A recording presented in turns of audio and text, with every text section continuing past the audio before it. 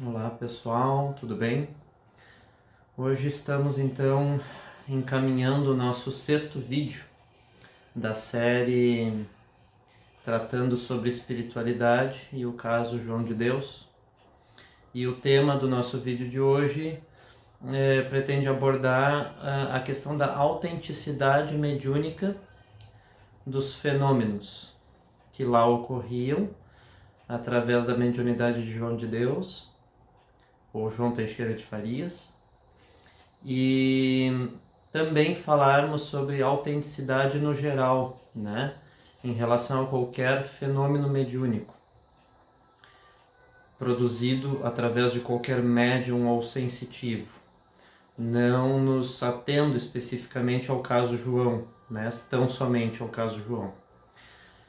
E como nós discernirmos, né? Como nós termos a capacidade de distinguir, de perceber, se nós buscamos um tratamento de saúde, né, numa perspectiva espiritual, como percebermos se há seriedade neste trabalho ou não, né? Como percebermos se há autenticidade ou não naqueles fenômenos produzidos no local, né? E produzidos através daquele aparelho mediúnico, né? Daquele instrumento, daquele médium.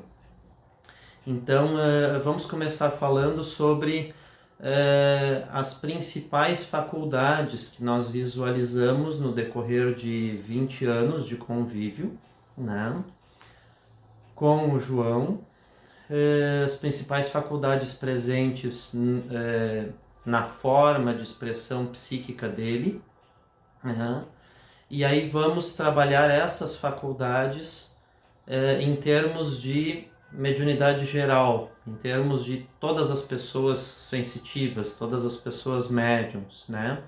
Ou as possíveis atitudes de charlatanismo, né? De mistificação, de fraude deste processo mediúnico, certo? E até que ponto é possível nós percebermos autenticidade, em que tipos de fenômenos é possível perceber essa autenticidade, em que tipos de fenômeno fica mais complicado a gente ter palpável ferramentas para poder medir isto, né? Aí vai um pouco mais do nosso bom senso, do crivo da nossa razão e de alguns aspectos que a gente vai ter que analisar, certo? Em termos daquilo, do resultado do que é produzido, para podermos ter alguma garantia maior, né? De que aquele fenômeno é respaldável, aquele fenômeno é lícito, é autêntico, é verdadeiro, e de que nós podemos dedicar crédito àquilo que ali é produzido, né? Então, no somatório geral, o João apresentava várias faculdades, certo? A primeira delas é a faculdade da incorporação, né? E aí nós vamos distinguir aquilo que se chama de incorporação consciente, incorporação semiconsciente e incorporação inconsciente, né? O João alegava, no decorrer de todos esses anos, que sempre teve uma incorporação inconsciente, né? Ou seja, seria aquele fenômeno produzido em que o espírito se aproxima do campo psíquico do médium e impregna determinadas áreas energéticas deste médium, determinados pontos específicos de convergência energética, chakras, vamos dizer assim, que acabam não passando por um processamento cerebral dos fenômenos que ocorrem, gerando o estado de anestesiamento psíquico, né? O médium fica completamente, então, inconsciente e todos os fenômenos são realizados durante todo aquele momento, e quando ele volta a si, volta do transe mediúnico, não teria qualquer recordação de absolutamente processo nenhum que ali se desenvolvesse, certo? Essa faculdade inconsciente, já precisamos deixar claro aqui, que ela não é uma faculdade muito corriqueira de existir. Cada vez menos a espiritualidade tem lançado mão de fazer uso de médiuns e produzir fenômenos através de médiuns de forma inconsciente.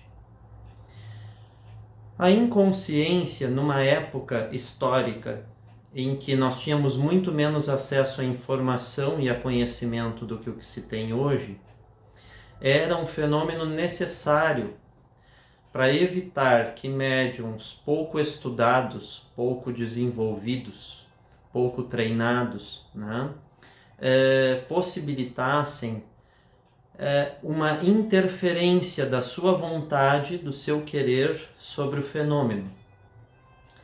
E para garantir alguns casos em que a espiritualidade tinha como objetivo dar um testemunho de total verdade e autenticidade, de que existia de fato uma consciência extrafísica, extracorpórea, atuando sobre o campo físico, né? E produzindo efeitos, produzindo fenômenos que não seriam explicáveis num primeiro momento, do ponto de vista do que a nossa ciência tem alcance hoje, instrumentalmente, para perceber. Então, bom, se a nossa ciência não consegue explicar e, no entanto, o fenômeno se produz, né, de uma forma que parece ultrapassar as leis da natureza, mas na verdade só parece, né, respeita as leis da natureza, só que obedecem leis que nós ainda, pelos avanços tecnológicos e científicos que temos, não damos conta ainda na íntegra de conseguir de forma geral na nossa sociedade dar aquilo como legítimo e como pertencente à fenomenologia possível de ser realizada através das leis da natureza. Mas na verdade são leis naturais que estão regendo ali atrás, só que precisamos de um pouco mais de avanços para isso. Então a ideia era esta: bom, se não tem como explicar, mas o fenômeno acontece, é autêntico, não tem como refutar, então existe um algo a mais. Então, de fato, existe algo que transcenda a matéria visível e perceptível com os nossos 5 sentidos físicos. Então, existe um espiritual. Então, o objetivo de produzir fenômenos desta natureza sempre foi o dar um testemunho da existência, da autenticidade da espiritualidade, né? De que nós não somos reduzidos somente a esta matéria visível com a qual nós interagimos diariamente.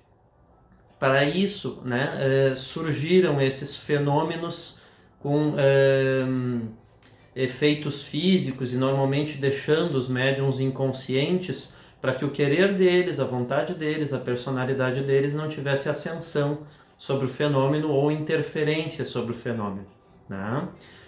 Só que, conforme vai andando a nossa caminhada evolutiva no plano Terra e nós vamos tendo cada vez mais acesso à informação, cada vez mais acesso a conhecimento, vai se tornando cada vez mais desnecessário fazer uso de instrumentos mediúnicos inconscientes, né? O ideal é que nós sejamos copartícipes no processo espiritual com guias, amparadores, mentores. O ideal é que nós cresçamos, que nós evoluamos numa caminhada conjunta, né, na transição entre dimensões. Mesmo que eu esteja captando pensamentos de seres e vibrações relacionadas a outros patamares dimensionais, o objetivo é que eu me desenvolva através desta captação, traga uma mensagem, traga um conhecimento, uma informação, uma intervenção no mundo físico, que coloque as pessoas também para pensar e se desenvolvam neste aspecto. Será que a vida é finita em si mesma? Será que a vida é reduzida somente à realidade objetiva que nós temos acesso? Né? Mas que nós estejamos ali o tempo inteiro assumindo a corresponsabilidade daquele processo, daquele fenômeno, né? Então, cada vez é muito menos usual que espíritos se manifestem com mediunidade inconsciente. O médium João para alegar, vamos dizer assim, genuinidade do fenômeno, né? E para também se desresponsabilizar integralmente de possíveis acusações que lhe pudessem ser feitas associadas a né, exercício ilegal da medicina, fraude, charlatanismo de toda a natureza, né?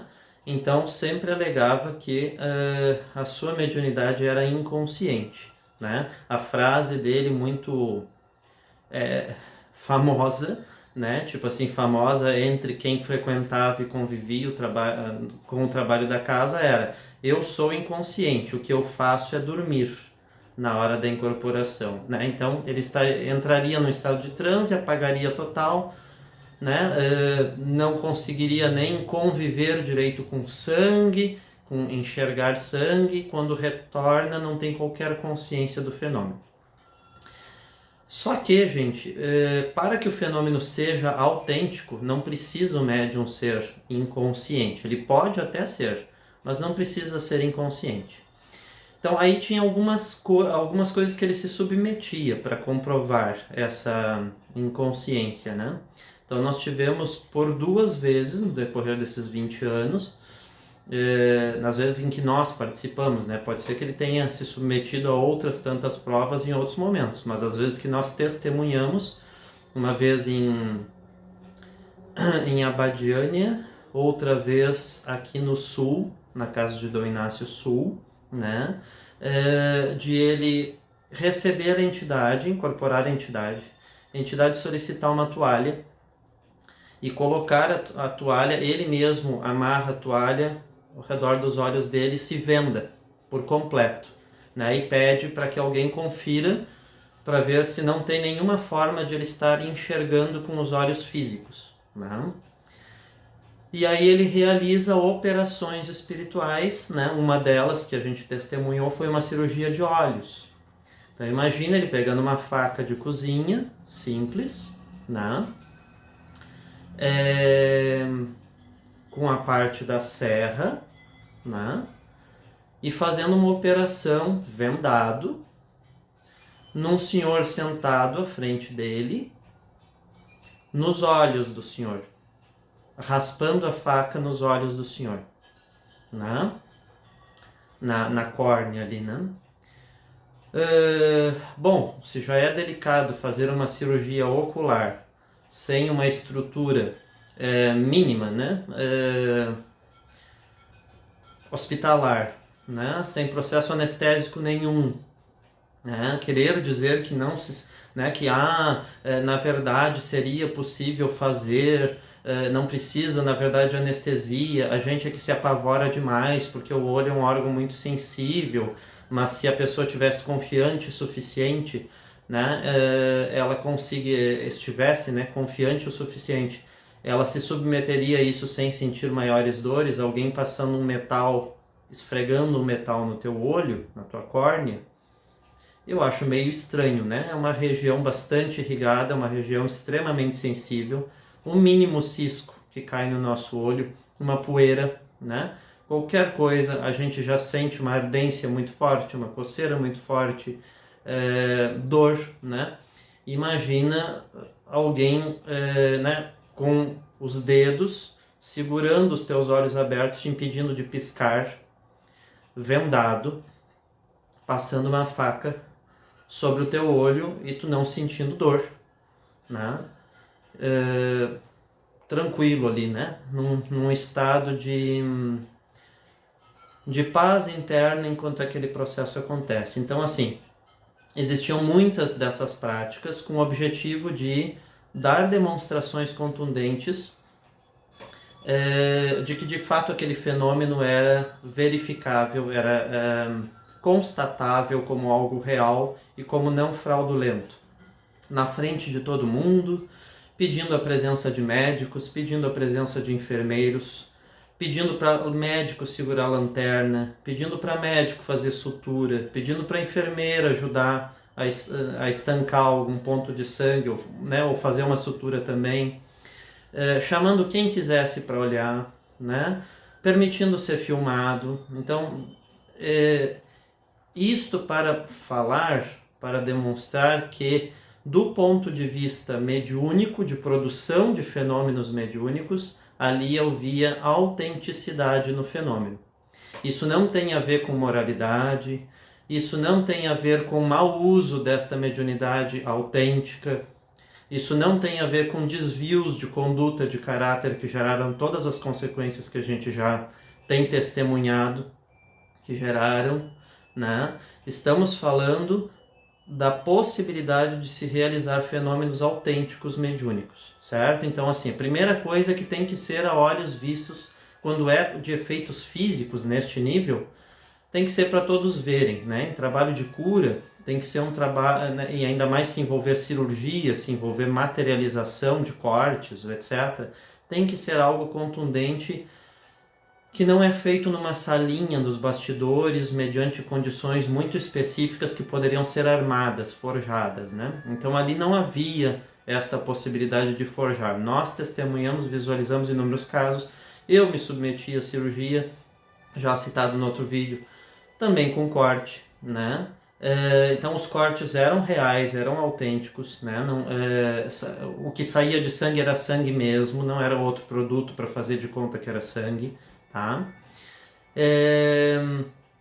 Só que para ele alegar esses processos todos, né? Porque havia muitas questões ali correndo contra ele, nesse sentido de que ele não poderia fazer intervenções invasivas, um corte nem nada. Então, um dos elementos era sempre esse, né? De que era totalmente a espiritualidade que realizava, ele não tinha qualquer participação, ele ficava inconsciente. Só que nós tivemos um episódio na nossa história, nesses 20 anos, que confirmaram, na verdade, uma desconfiança que nós já tínhamos a esse respeito, de que ele poderia ter momentos de inconsciência em um fenômeno ou outro, em uma incorporação ou outra, mas não em todas, não o tempo inteiro, não em todos os turnos, e que ele tinha coparticipação consciente.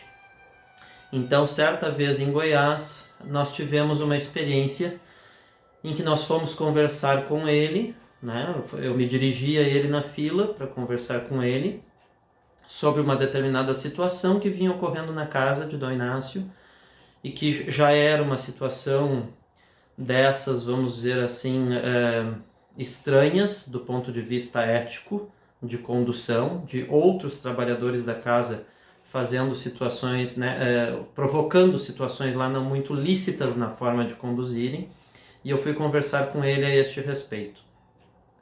E trazer à tona do conhecimento dele, no caso dele, espírito, dele, entidades que coordenam aquele trabalho, para que algo fosse feito, né, e não se permitisse a continuidade da forma como vinha ocorrendo aquela conduta de dadas pessoas.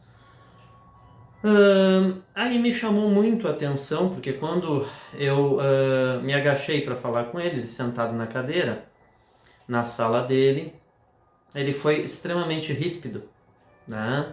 Extremamente grosseiro, assim, como entidade, né? E aí a gente já coloca um pezinho para trás, assim, né? Que tipo de entidade age desta forma, meio impaciente, meio rude, meio excessivamente grosseira?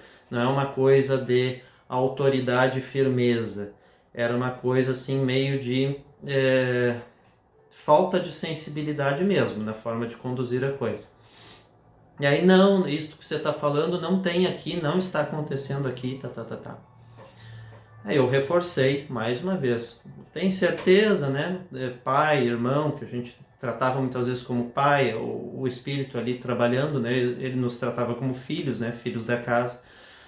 Então, pai, tem certeza? Eu estou lhe trazendo uma situação séria, assim, assado, coisa e tal, né? Tenho indícios fortes dessas situações, então seria interessante investigar. Não, isso não está acontecendo, parará. Ainda, né, fez parar a fila, disse assim, quer falar? Então agora fala. Pode parar a fila aí, para ver se eu me sentia culpado, né? Eu estou interrompendo todo um trabalho, né? Centenas de pessoas aguardando para ser atendida, e ele, né, levando em consideração aceitando me ouvir, né, o que eu teria a dizer, mas para que eu me sentisse constrangido, assim, né? Tipo, o que tu está falando é menos importante do que todas as pessoas que eu tenho para atender. Achei muito estranho aquele processo. Mas aí, disse assim, bom, então, se o senhor, né, no alto da sua sabedoria, aí, né, no plano espiritual, onde se encontra, acha que nada está acontecendo, ok, então não está acontecendo nada, então sou eu que devo estar profundamente enganado. E aí fui me sentar na corrente de médiums e lá fiquei em meditação até o final do trabalho daquele turno, enfim. Quando eu estava saindo pela terceira sala, lá em Abadiânia, quando se passava ali pela rampa que dava para a sala de descanso dele, né? Não só de descanso, hoje sabemos que não só de descanso, mas a dita sala de descanso dele, entre o turno da manhã e da tarde, a porta estava aberta, ele estava sentado numa poltrona, eu já havia desincorporado, enfim, os trabalhos já tinham encerrado. No que ele me vê passando com olho de lince, assim, ele me chama. Ainda eu olho, né, eu saindo no meio de uma multidão de gente, saindo da sala, coisa e tal, tipo, eu, né? Aí sim, você faz assim pra mim. Aí eu entro, ele pede que eu encoste a porta, eu encosto, e aí ele diz assim pra mim, vejam que interessante o processo. Eu quero pedir desculpas a você pelo que você ouviu lá dentro. Você não merecia ter ouvido o que você ouviu lá dentro. E eu quero que você me diga e me faça um relatório por escrito de tudo que está acontecendo, que eu vou dar encaminhamento. Nesta hora, eu não estava sozinho ali na sala. Estava eu, ele e mais alguém da administração da casa, à época. E este alguém da administração da casa à época era uma das pessoas que eu tinha conhecimento, informação de procedimentos lá não muito idôneos, né, em termos de conduta moral, seja com consulentes, seja com a forma de conduzir determinados passos dos trabalhos lá dentro da casa. E aí é óbvio que eu não iria falar na frente dele, na frente da pessoa, que era uma das, né, arriscando o meu pescoço. Ok, vou fazer o relatório, coisa e tal, vou lhe entregar o relatório. E aí você é um fiscal desta casa, parará, parará. Né? Aí exaltando um pouco a minha figura e meio arrependido, talvez por toda a minha condução dentro da casa, talvez pelo meu histórico, talvez por saber, vamos dizer assim, da postura mais entregue e de fé possível que eu tinha em tudo aquilo que eu realizava ali dentro, né? Realizava com muito amor, realizava com muita entrega, realizava pelas pessoas, não era por mim, não era por ele, né? Era em nome das entidades, em nome da possibilidade que aquele trabalho oferecia que multidões pudessem ser de alguma forma atendidas, agraciadas, amparadas, confortadas, seja lá qual fosse o benefício que este trabalho pudesse trazer, além das questões de saúde propriamente, cirurgias, etc., visíveis e invisíveis. Só que aí, basta a gente ter um pouquinho de raciocínio, né, mínimo que seja, para avaliar. Como assim? Ele não estava lá dentro, sentado na cadeira incorporado, e falou tudo aquilo para mim, e discordou da minha postura e do que eu estava levando, e agora que ele está desincorporado, ele me chama com total consciência de tudo que aconteceu lá dentro e me pede desculpas? Mas a mediunidade dele não é inconsciente? Ele não fica incorporado sem lembrar de nada do que acontece? Então, como é que ele sabe o que aconteceu lá dentro, o que ele me falou, o que eu merecia ou deixava de merecer? Né? E aí ali ficou para mim muito claro, ali se comprovou algo que eu já vinha trazendo, vamos dizer assim, dentro de mim como sérias desconfianças de que o processo não podia ser tão inconsciente assim, por uma série de razões. Tá? Até porque normalmente quando o médium fica inconsciente de fato, ele perde totalmente o controle sobre os movimentos, e quando ele sai do estado de transe, ele não consegue ter muita autonomia, ele está bastante tonto, bastante atordoado. Muitas vezes ele precisa de ajuda, de alguém dando suporte para ele, porque entre a entidade desacoplar vibratoriamente do corpo do médium e o espírito em si, né? Vamos supor, se sou eu o médium, a entidade desacopla e eu volto para o corpo, e eu estou totalmente inconsciente, a sensação de impacto nesta hora é tão grande de voltar a ter lucidez do que está acontecendo, eu não sei onde eu estava, não sei para onde eu voltei ainda direito, eu afrouxa tudo, afrouxa as pernas, afrouxa tudo, eu não vou ter controle total sobre o meu corpo, alguém vai ter que estar dando suporte ali para este meu retorno total. E o processo de acoplamento dele, de desacoplamento, em incontáveis vezes era um processo genuíno, dava para ver que havia o processo de fato de acoplamento e a gente percebia inclusive vibratoriamente que isso ocorria, né, energeticamente. Porém, era de ser irradiado, impressionado magneticamente dessa energia, né? E depois desacoplado e ele com totais condições de ter controle sobre o corpo dele e que em tese estava incorporado, né? Depois você tem também ali o fenômeno, além da incorporação, o fenômeno de ectoplasmia e efeitos físicos. Então, o que nós chamamos de ectoplasmia e efeitos físicos? Para produzir determinados fenômenos mediúnicos, a maciça maioria deles, é necessário um quantum, um gradiente de produção de plasma animal humano manipulado por consciências espirituais, que mesclam fluido espiritual com fluido animalizado de nós encarnados, e aí conseguem manipular a nossa matéria, que é tridimensional, produzindo efeitos. Hora de pegar fogo, hora de abrir e fechar a porta sozinha, hora de um objeto se desmaterializar num lugar, se materializar no outro, né? Hora de vozes que qualquer um consegue ouvir, não precisa ser só médium audiente para conseguir ouvir, né? Vozes que qualquer pessoa ouve, normalmente em processos de assombração, casos mais contundentes de obsessão gravíssima, assim.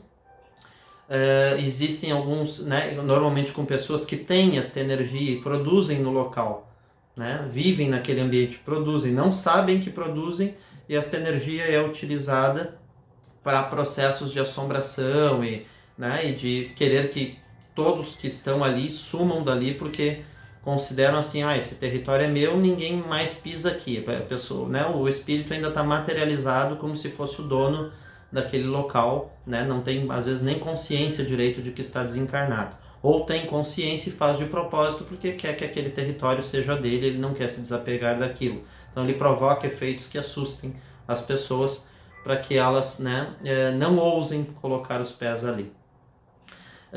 No caso do João, então, procedimentos cirúrgicos complexos, cortes profundos. Vocês vão ver na sequência deste vídeo, um vídeo em que nós vamos comentar algumas cirurgias. A gente vai mostrar trechos de cirurgias, só que não cirurgias simples, não cirurgias que foram mostradas na mídia com cortes, normalmente sempre na mesma região, onde os médicos, né, o próprio Dr. Drauzio lá, avalia, não, ali tem pouca estrutura nervosa, então por isso que a pessoa pode não sentir dor, se ela tiver sob efeito de um êxtase de fé e coisa e tal, ela pode, né, se anestesiar psicologicamente falando. Não, nós vamos mostrar cirurgias contundentes, cirurgias em que são tiradas pedaços inteiros de tecidos, e não é pouca coisa, teve cirurgia ali de 20 minutos, meia hora, enfiando os dedos por dentro, passando o bisturi por dentro, puxando com a tesoura, fazendo força, né? Cortando, e a pessoa conversando com ele, né? Mas isso também eu devo ter presenciado, assim, 2, 3, 4 experiências de cirurgias deste nível no decorrer de 20 anos, né, de caminhada, porque não era qualquer dia, em qualquer trabalho, com qualquer condição de frequência e de energia no ambiente, que era possível produzir fenômenos dessa natureza. Então as entidades tinham que ter alto alto gradiente de produção plásmica para permitir uma intervenção deste porte, né? Tirando calombos inteiros de câncer de determinada região da pessoa, tá? Enfim. Hemostasia, né? O fenômeno de hemostasia, quando se consegue fazer a contenção da quantidade de sangue que sai da região, né? A gente sabe, às vezes, se tiver uma picada no nosso dedo, né? Ou, sei lá, algo na nossa orelha, no nosso rosto, um sinal, uma pinta, às vezes é a quantidade de sangue que sai, que leva um tempo até você conseguir estancar, coisa e tal. Ou havia cirurgias em que ele fazia um rombo na pessoa, não era um cortezinho, né, ordinário, assim, de tecidos superficiais, coisa e tal. Era um rombo na pessoa, dava para ir dentro dos vários tecidos e perceber as estruturas e, às vezes, saindo filetes de sangue, né, ou infinitamente menos do que o que seria o normal se fosse qualquer procedimento cirúrgico. Tá? Então, mais um elemento ali de que tinha que haver uma força inteligente agindo e comandando esses processos, esses fluidos orgânicos, para que aquilo pudesse se realizar daquela forma. Né? Outra questão também é o não uso de anestesia. Né? Ele dava, a pessoa podia, no máximo era água. E aí ele pedia para médico, para quem quisesse tomar, vê se tem anestesia aqui, né? Vê se tem alguma coisa, analisa, tá? Se disser, isso é mistificação, né? E realmente, todas as pessoas profissionais, médicos que avaliavam, não conseguiam atestar qualquer coisa que desabonasse aquele trabalho como se ele fosse fruto de enganação. Então, da parte fenomênica, espiritual, havia autenticidade. Tá? Também outro fenômeno que era visível, né? Eu comentei sobre no salão, cirurgias no salão espontâneas, cirurgia nas filas espontânea. Não era só isso. Havia épocas em que nós testemunhamos episódios de pessoas serem operadas com corte, aparecer o corte materializado, elas estando na pousada. Já vimos alguma experiência de pessoas passarem mal e terem sido operadas dentro do ônibus, na excursão indo para a cidade. Ou na volta.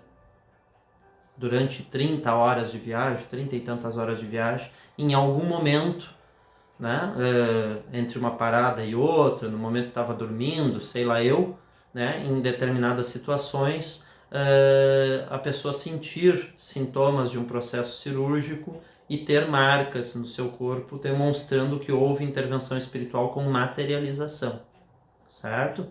Então, neste nível, isso era muito contundente no decorrer da história. E foi justamente estas coisas, né, foram estes fatos inegáveis e irrefutáveis que se mesclaram, entende? Havia verdades que se mesclaram a inverdades, que foram se agremiando. Mas as verdades que existiram foram tão contundentes, foram tão notórias, foram tão evidentes aos olhos de quem quer que fosse, que ficava estranho supor que em algum momento se infiltraria algo não sério, que produzisse algo que não fosse legítimo de espíritos de escol que pudessem produzir aqueles efeitos de fato. Por isso João conseguiu se tornar o milagreiro, o curador, ou qualquer outra terminologia que tenha usado para ele. Né?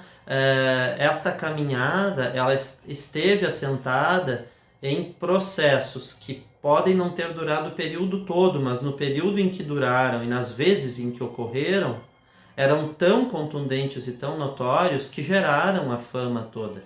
Né? E aí depois, justamente por causa desta fama e desta credibilidade dos fatos inegáveis, que muita gente levava, os exames para registrar em cartório, comparando antes e depois.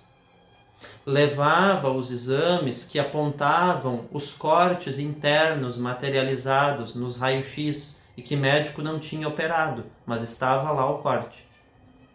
Não sei como aconteceu, minha senhora, meu senhor, mas tem um corte aqui. A senhora deve ter se operado com alguém, não está querendo me contar, mas tem uma cirurgia aqui, foi feita. Por causa destes fenômenos, alcançou o grau que alcançou. E aí depois era difícil desfazer isso. Era difícil de alguma forma demonstrar que poderia ter infiltração e uso de tudo que foi alcançado de crédito para outros fins não tão lícitos, como nós vimos. Nada lícitos, por sinal. Né? Mas havia um respaldo por trás, havia fatos genuínos que permitiram compor todo este poder, todo esse status, certo? E este é um dos pontos que eu quero trazer, né, e deixar muito claro neste vídeo para todos vocês. Já se submeteu a experiências, né? O João já se submeteu a experiências de mastigar caco de vidro sem se cortar, para provar que o fenômeno era autêntico, e de fato mastigou. Já tivemos experiência de colocarem aparelhos nele, né, para dar choque, coisa e tal, e ele não ser eletrocutado enquanto estivesse incorporado, né? Aliás, dar problema na aparelhagem, né, sei lá, estourar o aparelho e ele continua atendendo normal, né? Então havia uma manipulação de energia ali que alterava o processo da voltagem, fazia a corrente inverter, sei lá o que ocorria, mas comprovava que de fato aquela incorporação era autêntica, não era fraudulenta. Ele fazia determinadas assinaturas que depois ele pedia para as pessoas irem verificar nos documentos formais se aqueles espíritos tinham existido ou não e se a caligrafia, se a assinatura não era idêntica ou muito semelhante àquela que ele tinha feito. E muitas vezes irem fazer essas análises e verem que de fato aquilo era aquilo, né? Ele falar sobre a vida das pessoas em determinados pacientes, com determinadas situações, e pontuar coisas que, sob hipótese alguma, ele teria como saber, e ele sabia e a pessoa nunca tinha contado, né? Eu estou falando de gente que eu convivi, de gente que eu fui junto em excursão, de gente que se tornou minha amiga de anos a fio, enfim, né? Tô relatando, não é uma coisa do tipo assim, eu vi alguém dizendo que ele sabia de algo, mas na verdade eu não conhecia a pessoa, então não sei até que ponto o que ela está falando é sério ou não é. Eu estou falando de experiências que eu vivi com pessoas com quem eu convivi, né? E que puderam alegar, testemunhar que de fato aquilo que ele falava realmente tinha que vir de uma origem mediúnica, de uma origem extrasensória, um espírito ali trazendo a informação, porque ele não teria como saber aquela informação muito detalhada e muito íntima, tá? Então, existia esse fenômeno? Existia, tá? Também alguns fenômenos de materialização de espíritos, tá? Ele já participou e ele é citado, se não me falha a memória, no livro Parnaso de Além Túmulo, do Chico Xavier, que é acho que a primeira obra lançada do Chico, em que o Chico participou de algumas sessões de materialização, né, em Uberaba ou em Pedro Leopoldo, em Minas Gerais. E o João, ainda quando criança, foi um dos que foi submetido a um experimento, e parece que em algum momento é citado, eu sinceramente eu não li o livro, eu não sei, né? Eu recebi informação de que consta ele num livro sendo citado como alguém produzindo, né, ou oportunizando, liberando energia para a produção de fenômenos de efeito físico. Em algumas situações nós tivemos registro de fotos, né, de espíritos se materializando luminosamente no trabalho, nele, ao redor dele, envolvendo o ambiente, em que tudo está focado, né? Então não é uma questão assim de desfocagem da imagem, né? E só ele está irradiado. Então, por exemplo, esta é uma imagem. Aqui ele, médium João. Aqui preparando uma tesoura para fazer uma operação, assistente segurando bandeja, etc. E aí a luz aqui irradiando sobre ele. Aí foi batida uma sequência de fotos, tá? E nessa sequência de fotos vão aparecendo as luzes em diferentes posições. Quem ia na casa conhece, não tem holofotes nem nada que pudesse produzir essas luzes em diferentes posições numa sequência ali de 5 minutos batendo foto, sei lá, segundos entre uma foto e a outra com todas essas alterações. Não tem, certo? Então, também aqui um elemento. Outra imagem. Médium João sentado, operando a barriga aqui dessa senhora. E aí, focos de luz plasmado, pegando a parte aqui das costas dele, nuca dele, cabeça. Um pouco mais aqui abaixo, básico também. Tá?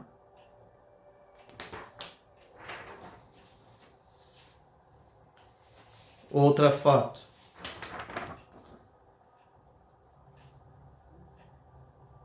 Ele operando um senhor no nariz. Na sequência, primeiro ele operou aquela mulher na barriga, agora opera esse senhor no nariz com a tesoura, né? E aí ele aqui praticamente apagado, né? E as entidades ou as luzes marcando a consciência das entidades materializadas sobrepostas a ele, né? Cada um desses fachos, dessas esferas luminosas sobrepostas aqui, são projeções de consciências espirituais plasmadas. E nestas fotos ele dizia, pode bater que agora eu vou mostrar. E aí, de fato, materializar. Aqui outro caso. Mesmo o senhor, ele já tinha tirado a tesoura do nariz do senhor. E aí agora a luz toda cobrindo ele aqui. Tá? Então sempre foram estes aqui que trabalharam, em todas as vezes, em todos os trabalhos, não temos como garantir. A grande probabilidade é que não, certo? Houve vários processos de intervenção e as chamadas intrusões, né? Que foram se permeando ao trabalho sério, que foram usando o nome dos espíritos sérios, que foram aumentando o grau de fascinação psíquica e de vaidade, de ego, psicoses, né? Os fetiches, as doenças todas de alma que a pessoa, o ser humano João, traz dentro de si e que foram oportunizando que vários desses processos se cruzassem, e aí era sempre a mesma pessoa, né? Sendo um tipo de espírito ou outro espírito, era a mesma pessoa que recebia.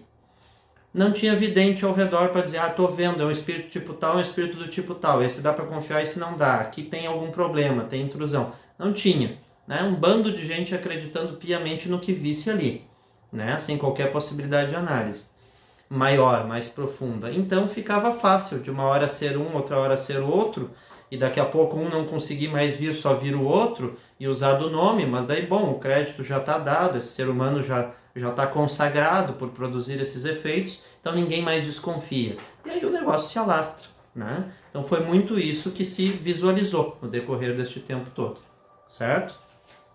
Aqui dentro de ônibus, tá? Materialização dentro de ônibus. E veja aqui, ó, a energia, ela tem um ponto aqui de concentração maior da energia e ela vai em movimento, né? Isso aqui são as esferas em movimento. Na verdade, está mostrando o processo dinâmico da energia em ação, congelado num determinado momento com a foto. Certo? Isso aparecia assim.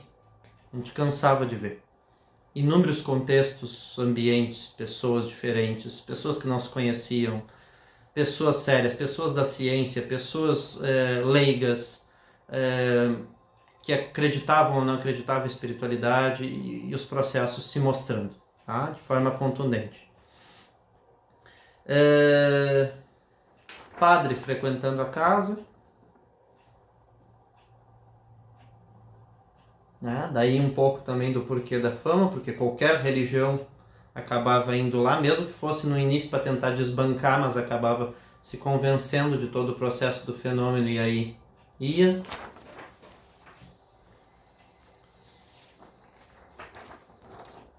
Quem tem problema com sangue aí não olha muito. Tá? Cirurgias um pouco mais contundentes, um pouco mais profundas, não era só corte superficial de tecido. Essa aqui ainda poderia se alegar mais superficial, tá? No seio dessa senhora aí. E isso aqui era feito em público, na frente de todo mundo vendo. Então, nesta hora aqui não tinha assédio sexual, nesta hora aqui não tinha bulinação, não tinha patifaria, entende? Isso depois era em outros contextos, nos bastidores, em sala particular, e daí, né, que ninguém pode entrar, Deus livre, né, contestar qualquer coisa. Se ele dissesse que tinha que ficar aberto, tinha que ficar aberto. Se ele dissesse fecha tudo, fecha tudo. Ninguém dava um pio a respeito. Todo o comando dele era ordem. Então, esta falta também de possibilidade de qualquer coisa ser contrariada deu oportunidade para tudo que nós vimos ocorrer. Ó, aqui o processo já deu possivelmente de um tumor, creio eu. Não me recordo porque não estava presente. Eu tenho a foto, mas não estava presente nesta época aqui. Olha aqui o tamanho do calombo lá nas costas do homem. Aqui. Tá? E ele puxando ali os negócios para fora. Às vezes enfiava os dedos por dentro do calombo para ir soltando mais os tecidos e a carne dentro e operando. Olha os filetes de sangue com o tamanho de intervenção que estava sendo feito aqui. Aqui não tem nada de superficialzinho, tá? E eu vou mostrar depois as outras imagens em vídeo, que daí sim dá para ver por A mais B que não tinha como ser superficial aquilo. Um dos casos, vendado operando. Aqui ela ainda faz essa expressão de desconforto, mas não grita, não faz um ai. É só uma expressão de desconforto. E ele vendado operando, para mostrar que ele não precisava ter os olhos dele físicos para estar fazendo o processo. Certo? Na outra aqui em Três Coroas, nem esse desconforto com a boca o homem não faz. É meio boca aberta assim. E ele operando. Vendado. Aí aqui, dois processos não, mesmo processo, diferentes momentos, né? Duas fotos da mesma cirurgia. Ele se auto-operando, incorporado. Ele não, né? Entidade incorporada operando ele. Quando ele estava com um problema de coração, e aí eles tiveram que fazer a operação porque não daria tempo de esperar até o procedimento todo médico ser feito. Então, interessante, né? Porque neste caso aqui, mais contundente, tem que ser, né, algo físico visível, porque a pessoa tem que estar incorporada para ela mesma se cortar, ela mesma não sentir dor, ela mesma botar a agulha, costurar, ir conversando enquanto está cortada, sangrando. Então, veja bem, né? Meio estranho dizer que isso aqui é falsificação, né? Aqui também, só que preto e branco, mas é a mesma cirurgia. Certo? Então aqui nós temos alguns elementos para falar de autenticidade mediúnica, certo? Fora isso, a questão de evidência, né? Que ele tinha, de muitas vezes perceber de fato espíritos com as pessoas, a aura, formas de pensamento, áreas em que ele via determinada mancha energética e dizia aqui tem problema tal, aqui tem tal doença, e sem nem saber, né? Às vezes por foto, pegava a foto e aí dizia tem que vir para operação, ela tem tal coisa em tal área. E aí, e de fato a pessoa tinha, e quem levou a foto em nenhum momento disse que a pessoa tinha, né? Então ele sabia, né? Ele, o espírito, quando era um espírito sério, íntegro, enfim, sabia. E o próprio João tem faculdades psíquicas que permitem a ele acessar arquivos. Ele consegue fazer isso. Ah, mas isso não tem que ser um ser muito evoluído para poder ter essas faculdades? Não. Não. Precisa ter condições, precisa ter sido treinado, precisa ter passado por vários processos iniciáticos em várias existências, precisa ter sido habilitado, se dedicado para desenvolver esses atributos e numa vida vir com esses potenciais todos aflorados à tona e ter condições biológicas para produzir isso tudo. Mas não precisa ser santo, não precisa ser bom, Não precisa ser o poço da generosidade ou da integridade moral para isso acontecer. É capacidade psíquica, é uma faculdade. Assim como para você ser um bom médico, né? Você pode ter todo o conhecimento técnico da medicina, ser habilitado, fazer maravilhas, ou você pode matar ou prejudicar muita gente com a arte da medicina. Então, assim, é só os íntegros que conseguem se formar em medicina. Não, não é só os íntegros, né? É só os íntegros que conseguem se formar em engenharia e não deixar um prédio inteiro desabar. Não, os falcatrua também se formam em engenharia e também conseguem, né? Tem o diploma para fazer a coisa, no entanto, né, dão uma condução não muito, vamos dizer assim, prudente na forma de usar a sua arte, e aí gera consequências para uma sociedade inteira, para si mesmo e para uma sociedade inteira, né? Tinha a audiência, capacidade de ouvir espíritos, né? Bons e não tão bons assim, né? Por óbvio. Se você tem para ouvir um, você tem para ouvir o outro também. Não existe essa coisa de você só ouve um tipo. Você é selecionado para só captar ondas de uma categoria. Você capta ondas. Ponto. Com evidência, com audiência, com premonição, com tudo.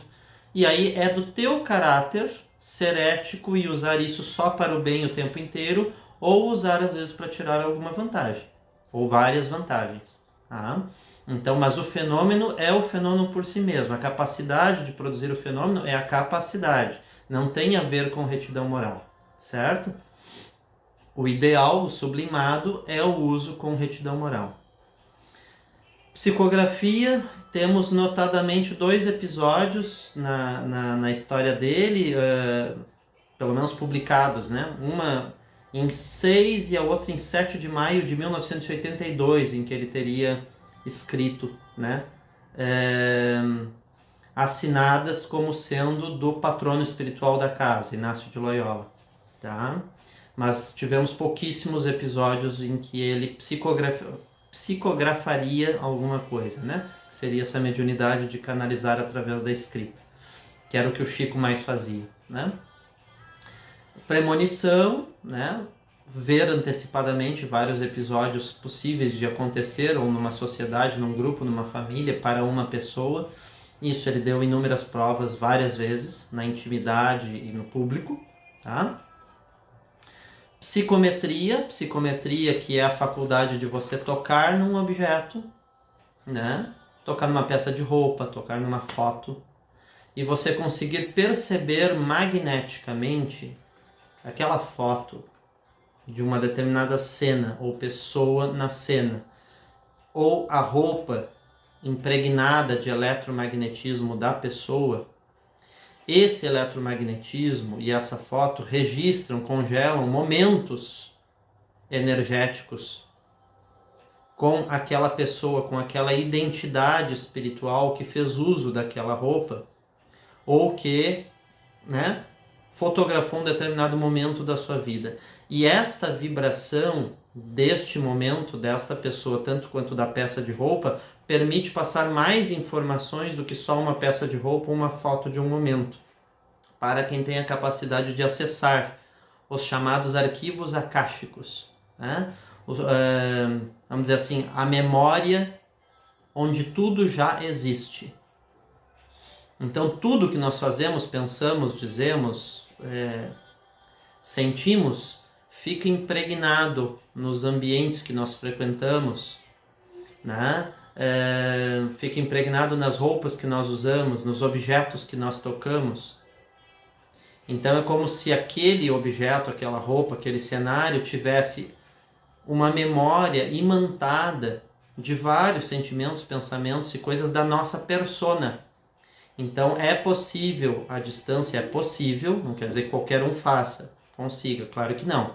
Mas é possível você acessar este campo magnético e obter informações sobre a pessoa, sobre a personalidade dela, sobre condições da saúde dela, né? Por esse intermédio. Esses médiums normalmente de psicometria que fazem este efeito, produzem, têm esta capacidade de ler né? Os arquivos energéticos dos ambientes são muitas vezes selecionados, tipo equipes secretas, assim, de polícia, de FBI, de não sei o que, né? Essas áreas mais investigativas, para fazer análises de locais, de situações, de crimes muito contundentes, né? E eles trazem à tona daí elementos que eles acessam através desta extrasensorialidade. O João conseguia fazer isso em alguns momentos, sim, tá? Desdobramento ou projeção consciente, né? Outro processo também natural dele. E a cura, né? Quando se fala aqui de cura, nós estamos falando de tratamento, gente. Ser médium de cura não é um médium que qualquer pessoa que passa na tua frente tu cura. É um médium que produz uma energia própria para promover algum tipo de bem-estar, de revitalização, de saúde, de cicatrização, de reajuste no físico, ou no emocional, ou no mental, ou em todas estas áreas junto. Então, o médium de cura é um médium que trata para promover saúde, não é que cura todo mundo. E as pessoas muitas vezes iam num afã de que encontrariam todas, sem restrições, cura. Mas cura é um sentido muito amplo. Para a espiritualidade, cura pode ser até desencarnar. Como assim? Para nós é um caos, para nós é o término da nossa vida. Desencarnar, morrer. Para a espiritualidade não é. Tu não acha estranho que tu tá indo buscar um trabalho de cura num lugar que, em princípio, tem alguém que canaliza espíritos que já morreram, que já desencarnaram e que vêm para ajudar no processo? Ora, se eles já morreram e vêm para ajudar num processo, ou seja, já morreram, mas vêm, quer dizer que eles continuam, quer dizer que eles transcendem a morte daquele corpo físico. Então, por que para a espiritualidade seria sangria a nossa morte? Não é sangria para nós que achamos que quando o nosso corpo termina, não tem mais elementos de vitalidade, tudo em nós termina. A gente acha que a nossa consciência termina. Nós, como seres, acabamos. Não, o que acaba é uma roupa que nós usamos para nos manifestar neste plano, mas não nós em essência. Nós continuamos. Então, para a espiritualidade, se você sair desta vida, mesmo que o corpo não ofereça todas as condições, mas sair com saúde psíquica e condução equilibrada das suas emoções e sentimentos, você está curado. Ah, mas tu morreu. Sim, mas o corpo morreu, mas a alma pode continuar sadia do outro lado, vivenciando inúmeras outras experiências. Então, num trabalho espiritual, a cura não está atrelada necessariamente à cura física. Então, muitas pessoas que também se indignam com essa ideia de que a cura necessariamente é você ficar livre de todos os problemas físicos e ter vida eterna, né? Uma pretensa, nunca vou morrer. Não, você vai morrer algum dia. E não ter te curado de alguma enfermidade que pode ser inclusive um instrumento para o teu processo de adiantamento moral, que pode ser algo que te lapide, que a não ser, né, não houve outra alternativa que não plasmar aquele problema na tua vida, porque ele está sendo professor, está te ensinando a desenvolver coisas que tu resistiu fazer enquanto tu não tinha doença nenhuma, de forma alguma. Tu resistiu refletir, repensar, remodelar, né? Às vezes com aquela doença você para, repensa, remodela, dá o tempo que você sempre alegava que não tinha. Você começa a conduzir a sua vida com uma outra filosofia. Então a doença ela vem muitas vezes como instrutora, muitas vezes não, sempre ela vem como instrutora. Tá? Que não quer dizer que a gente não possa trabalhar para continuar aprendendo sem ela, mas ela tem uma função fundamental na nossa existência. Agora, ela não é tudo e o nosso corpo também não é tudo. Nós podemos ter um corpo que feneça e nós seguimos. Só que a gente pode seguir saudavelmente em espírito e verdade, ou podemos seguir mais adoentados do que o nosso corpo estava. Então, tratamento espiritual envolve cura da alma, mais do que cura do corpo. Se houver cura para o corpo, é um ganho, é um plus, é uma benesse. Mas o objetivo central é curar as chagas internas, é curar as memórias, é curar as culpas, é curar os medos, é curar as frustrações, os tabus, os preconceitos.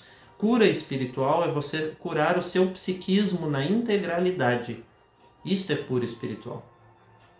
Então, seja com João, seja numa terreira, numa casa espírita ou qualquer ambiente que você frequente, que propõe algum trabalho com energia, com mediunidade curadora, o propósito é esse, é você se restaurar como alma, como espírito. Sendo que a parte física é um detalhe. No caso ali, havia o objetivo de trazer as curas físicas contundentes para que as pessoas despertassem, porque, né, quem se abalaria sair de qualquer canto do mundo também, se não houvesse algo mais contundente, mais material. Às vezes as pessoas iam para buscar uma cura física e passavam um tempo em tratamento e saíam tão transformadas por tudo que viam dos seus irmãos ao redor e que não imaginavam que podia existir ou acontecer, né?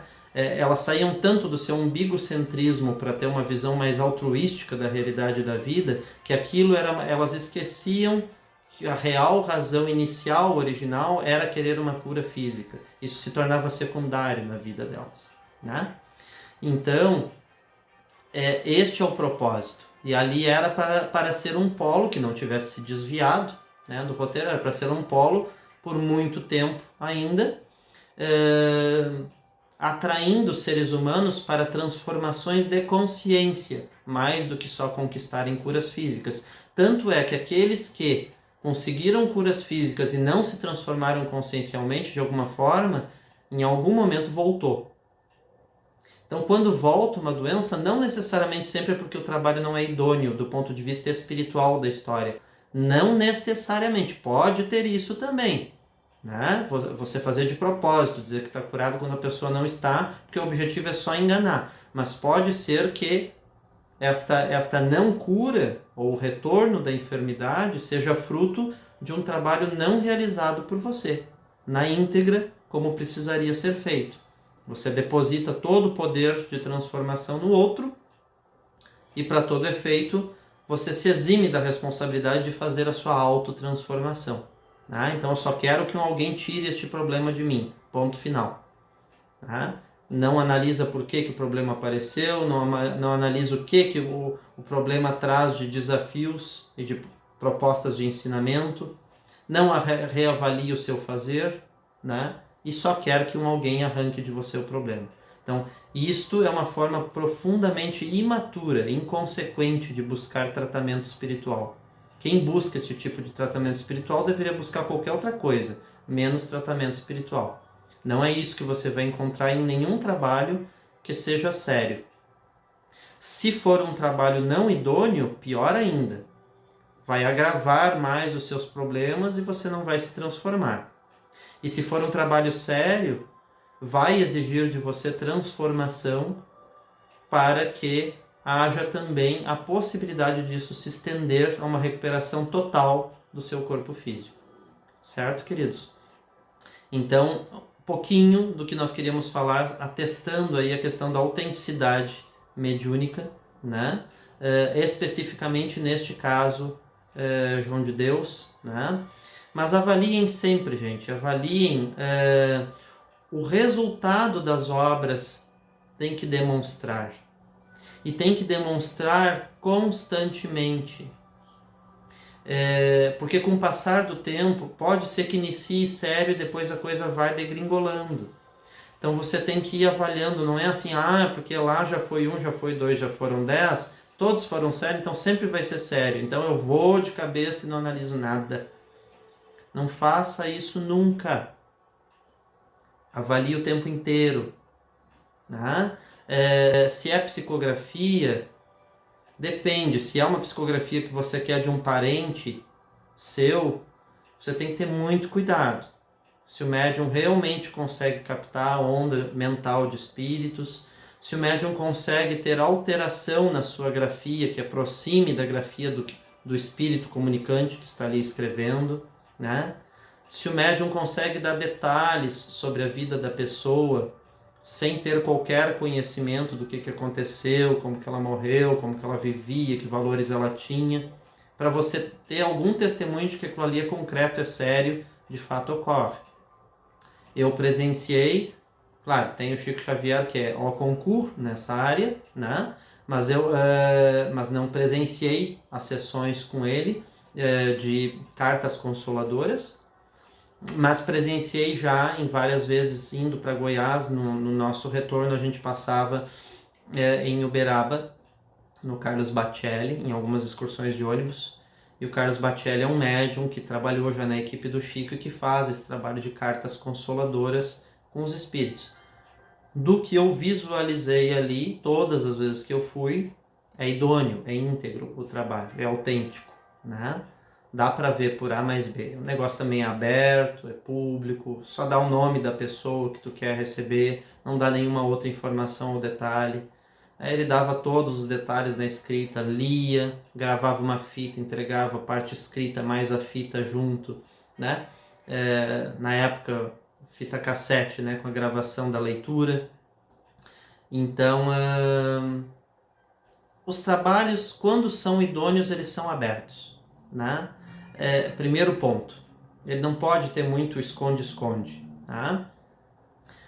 O trabalho, quando é idôneo, a pessoa mantém uma retidão de caráter e de conduta por um tempo, vamos dizer assim, bastante largo. Você vai um tempo, vai outro tempo, vai outro tempo, continua aquela postura sempre constante de um padrão de seriedade, de equilíbrio, de prudência, de generosidade, de predominância de bondade, né? Quando você vai e vê que tem fenômenos que são autênticos, mas que o médium oscila demais no seu temperamento, com uns trata de um jeito, com outros trata do outro, nem sempre é tão paciente, nem sempre é tão solidário, nem sempre é tão compreensivo, às vezes é bastante vaidoso, isso e aquilo, pé no freio, vai devagar. Pode aproveitar alguns elementos ali que podem ser autênticos, mas pode ter e tende a ter, se tem esta oscilação, isso significa que vai oscilar a frequência. Se vai oscilar a frequência, eu vou captar espíritos conforme a oscilação da frequência. Ora mais alto, ora extremamente mais baixo. E conforme eu me vincule, me consorcie, me associe a espíritos de mais baixa frequência, tende a estes começarem a reger e irem maliciosamente trocando e fazendo-se passar pelo outro. Todo mundo vai acreditando, caindo que nem pato. Aí até que o negócio toma uma dimensão que não tem mais como esconder. Porque eles não conseguem fazer algo, né? Espírito sem luz não consegue manter por muito tempo uma aparência fazendo só coisa boa. Porque ele não tem na essência dele só coisa boa. Ele tem a parte boa dentro dele, mas ainda predomina na sua consciência, nos seus valores morais, né? A malícia, o tirar vantagem, a sede pelo poder, né? Ganância em todos os sentidos. Então, os atos não tem como ficar muito tempo sem serem marcados por estes elementos escusos de comportamento, de caráter, né? E isso vai aparecer uma hora ou outra. Então, a gente tem que ficar bastante atento, né? E se forem fenômenos que qualquer médium produza, que sejam fenômenos mais brandos, de uma psicografia, de uma fala inspirada, né? Mas uma psicografia que não necessariamente seja assim de um ente querido dando provas de que é ele que está falando, né? Psicografia mais intuitiva, mais instrutiva, de esclarecimento, de consolo, né? Um trabalho de incorporação ou de intuição mais voltado ao desenvolvimento moral do ser humano, etc. Não tem, neste tipo, quando não são fenômenos ostensivos, não tem como você bater o martelo e dizer é 100% honesto, é 100% autêntico ou não é. Aí o que vale é você avaliar o todo da obra, os efeitos que aquela obra realiza, o quanto as pessoas saem se sentindo de fato mais fortalecidas, mais motivadas, mais esperançosas. Mas não só esperançosas no sentido assim de deslumbradas, achando que tudo vai se resolver num passe de mágica, mais esperançosas no sentido de mais conscientes do trabalho que terão que sim fazer e investir, né? Jogar força em cima para que as coisas se transformem, mais lúcidas espiritualmente falando. Se o trabalho promover que as pessoas saiam mais lúcidas, né, e mais conectadas consigo mesmo, ali há uma verdade. Qualquer que seja, mas há verdade ali. Né? E não interessa qual espírito está promovendo aquele fenômeno. Não importa o nome do espírito. O que importa é o conteúdo do que o espírito deixa. E esse conteúdo tem que promover transformação, tem que deixar um legado generoso, amoroso, benévolo, transformador na vida das pessoas. Certo, queridos? Com isso, então, fechamos a nossa exposição sobre autenticidade mediúnica. E o próximo vídeo vai ser, então, com alguns comentários sobre processos cirúrgicos, né, do caso João, né? E na sequência ainda trataremos as questões envolvendo a parte específica da sexualidade, energia sexual, sexo com responsabilidade e equilíbrio, mediunidade e sexualidade responsável e o que são os desajustes possíveis de se infiltrar também neste campo, ok? Que a paz de Deus permaneça com todos nós.